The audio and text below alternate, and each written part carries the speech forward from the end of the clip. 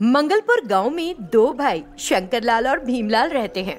शंकरलाल उम्र में बड़ा और बहुत स्वार्थी है और अपने छोटे भाई भीमलाल के साथ धोखा करता है। वो अपने पिता की संपत्ति से अच्छी जमीन अपने हिस्से के रूप में ले लेता है और बंजर पड़ी भूमि अपने भाई को दे देता है। इसी तरह वो बंगले को अपने हिस्से के रूप में लेता है और टाइल्स वाला घर भीमलाल को दे देता है। वो तो हर सुविधा का आनंद लेते हुए बड़े मजे से रहता है, लेकिन भीमलाल और उसके परिवार को खाने के भी लाले पड़ रहे होते हैं। ऐसे ही एक दिन भीमलाल की पत्नी सुलोचना कहती है, तुम अपने भाई के पास जाओ और उसे कुछ पैसे उधार मांग कर लाओ। मुझे नहीं पता कि वो देगा या नहीं। तुम एक बार पूछो तो पता चल जाएगा ना। एक बार मांग कर तो देखो, बच्चे भूख से बेहाल हैं। ठीक है, मैं जाता हूँ और अपने भाई से मुझे पैसे देने के लिए कहता हूँ और खाने का सामान लेकर आता हूँ। भीमलाल अपने भाई शंकरलाल के घर जाता है।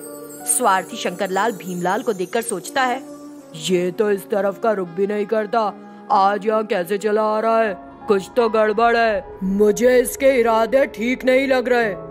कहीं मुझसे जायदाद हड़पने तो नहीं आया।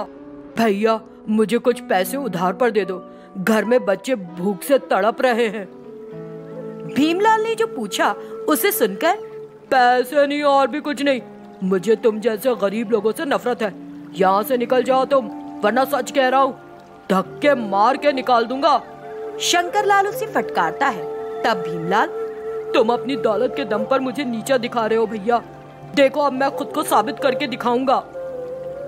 भीमलाल को भड़कते देखकर शंकरलाल उस पर हंस दिया। भीमलाल अपनी बंजर भूमि पर गया और उसे उपजाऊ बनाने की सोचने लगा। वो एक हल लेता है और जमीन की जुताई शुरू कर देता है। कुछ देर बाद उसका हल एक जगह रुक जाता है।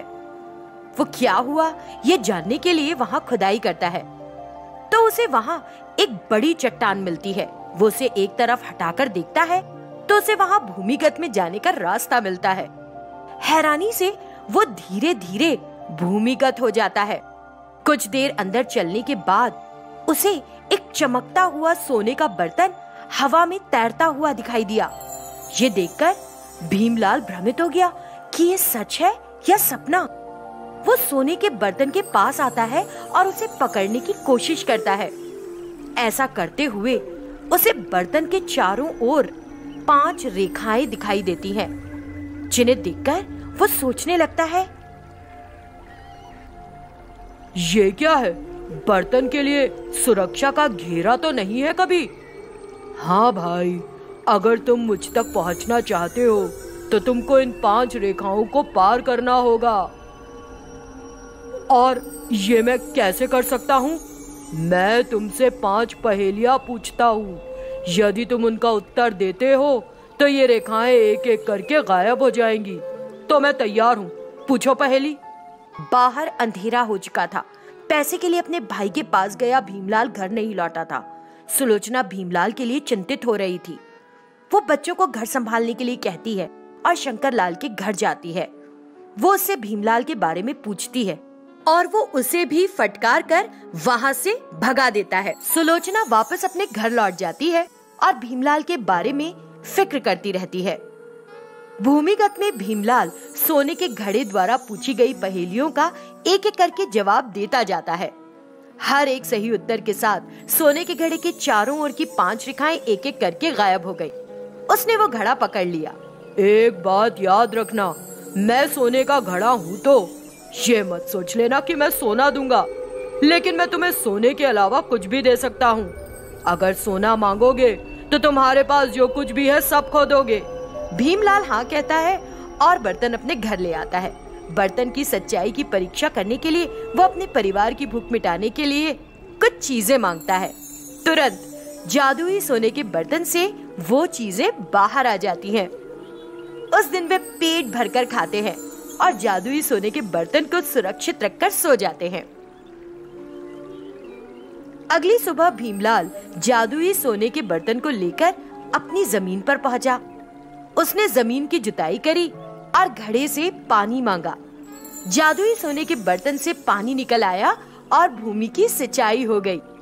वो बीज बोता है और उसे फसल की अच्छी उपज मिलती है, साथ ही अच्छे दाम भी मिलते हैं। धीरे धीरे समय के साथ भीमलाल अमीर हो जाता है। वो अपना बड़ा सा घर बनाता है और अपने परिवार के साथ खुशी से रहने लगता है। शंकरलाल का भीमलाल के धनवान होने पर ध्यान गया।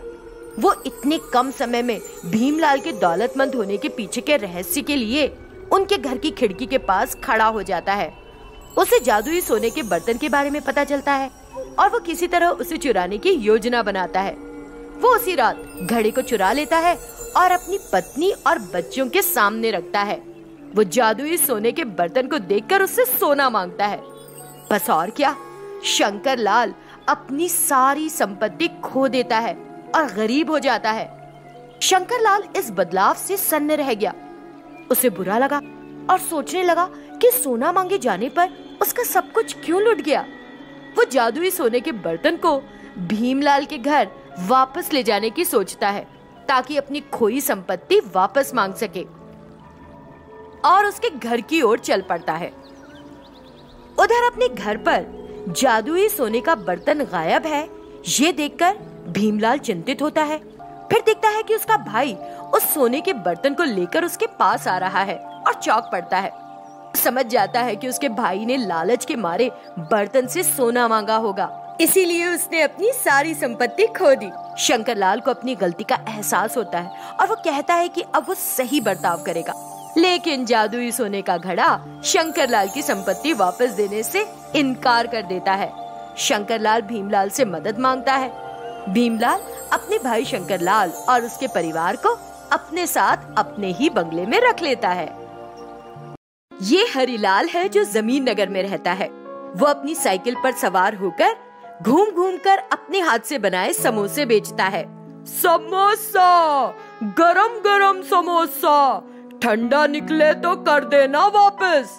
समोसे की बिक्री से हुई कमाई से किसी तरह वो अपनी पत्नी कविता और बेटी लास्या की जरूरतें पूरी करता है। वो सुबह सुबह निकल जाता है और देर रात वापस घर लौटता है। एक दिन वो बड़ा निराश हो चारपाई पर बैठा था। उसकी पत्नी कविता उसके पास आई। इस तरह चिंता मत करो, इस तरह विलाप करने से क्या होगा जी? मैं क्या करूं कविता, ये समोसे का धंधा हमें कुछ नहीं दे पा रहा है। ऐसे क्या बोलते हो जी, इसके अलावा हमें और आता ही क्या है? वो तो ठीक है, लेकिन नहीं देख रही हो तुम, कितने गांव जाऊं और चिल्ला चिल्ला कर बेचूं, कोई समोसा नहीं खरीद रहा। अच्छा, ये धंधा नहीं तो और क्या कर सकते हो? मैं कुछ भी करूंगा कविता, अगर मुझे मुनाफा ना भी मिले, कम से कम जो पैसा लगाऊंगा वो तो वापस मिलेगा। ऐसे अपना जीना खराब करो, हमारे भी अच्छे दिन आएंगे। हाँ, किस्मत में लिखा कौन बदल सकता है। हमारी बेटी कहाँ है? जब से आया हूँ देखा नहीं मैंने उसे। अपनी सहेलियों के संग खेल रही होगी बा। इतनी रात गए खेल रही है। कविता, उसे बुलाओ जरा।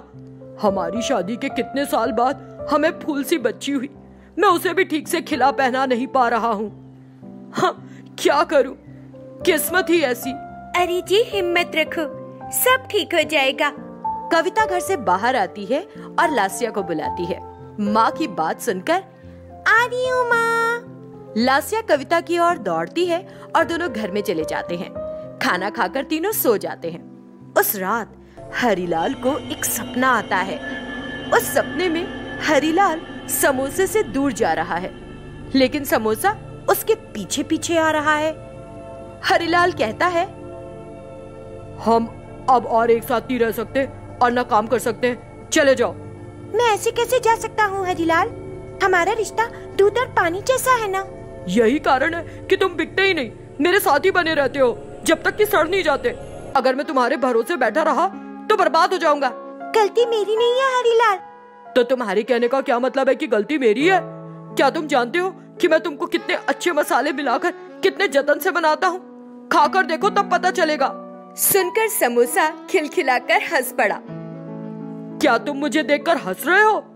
तुमको देखकर नहीं, तुमने जो कहा उसे सुनकर हंसूं या रोऊं? तुम ही बताओ, मैं खुद को कैसे खा सकता हूँ? तुम बस मुझे छोड़ के चले जाओ। यहाँ के बाद तुम्हारा रास्ता तुम्हारा और मेरा मेरा। हरिलाल, हमें भी बदलते वक्त के साथ बदलना होगा। जो कहना है सीधे सीधे कहो, घुमा फिरा के बात मत करो।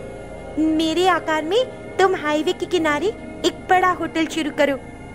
तुम इसे समोसा होटल नाम देना। एक बोर्ड लगाना जिसमें लिखा हो कि यहाँ सभी प्रकार के समोसे उपलब्ध हैं। खास तौर से बिग समोसा होटल का जिक्र करते हुए बैनर लगा देना और फिर माइक पर इसके बारे में बताना। देखो फिर क्या होता है। हरिलाल की नींद खुल जाती है। वो चारों ओर उठकर देखता है।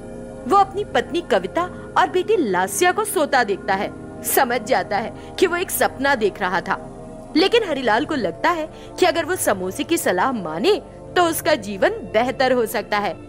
जैसे ही वो सुबह उठता है, वो कविता को बीती रात के सपने के बारे में बताता है और वो उसे समोसे की सलाह पर चलने के लिए कहती है। वो अपनी पड़ोसन पार्वती से पैसे उधार लेते हैं और उस पैसे से हरिलाल हाईवे पर समोसे के आकार का होटल बनाता है। हाईवे पर राहगीर समोसे के आकार में बड़े होटल को देखकर हैरान रह गए। उन्हें होटल का आकार और वहाँ मिलने वाले समोसे का आइडिया आकर्षित करता है। समोसा होटल ये नाम भी सभी को पसंद आता है और कई लोग होटल में आकर अपनी रुचि के अनुसार समोसा खरीदकर खाने भी लगते हैं।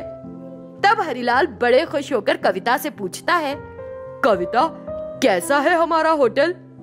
बहुत बढ़िया जी। वास्तव में हमें आपके सपने में दिखाई देने वाले बड़े समोसे को ढेरों धन्यवाद कहना है। हाँ कविता, कहना ही चाहिए। हरिलाल उस समोसा होटल से हाईवे पर खूब पैसा कमाने लगा।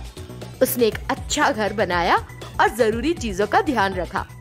इस तरह अब उनका जीवन उस समोसा होटल से समृद्ध हो गया था।